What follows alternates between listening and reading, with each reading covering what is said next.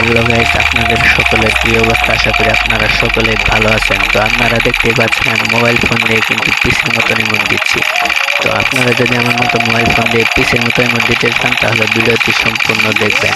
আর আমার ভিডিওটি যদি ভালো লাগে অবশ্যই কিন্তু চ্যানেলটিকে সাবস্ক্রাইব করে দিবেন। তো বেশি কথা না বাড়িয়ে চলুন সরাসরি ভিডিও শুরু করা যাক। গাইস, আমরা চলে আসলাম মোবাইল ফোনে। তো আমরা প্লে স্টোর অ্যাপটি ওপেন করে নেব। ওপেন করে নেওয়ার পর এখানে সার্চ বারে সার্চ করব অটো ক্লিকার।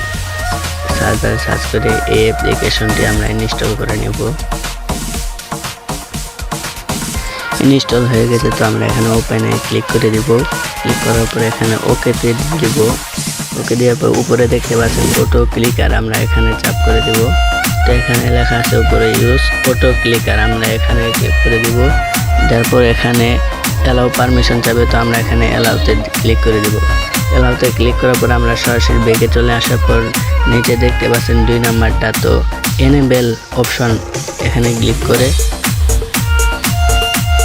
গাইস আমরা চলে আসলাম সরাসরি গেমের ভিতরে। তো আমরা এখানে দেখতে পাচ্ছি এরকম একটি ইন্টারফেস আসছে। তো এখানে আমরা প্লাস আইকনে ক্লিক করে দিব।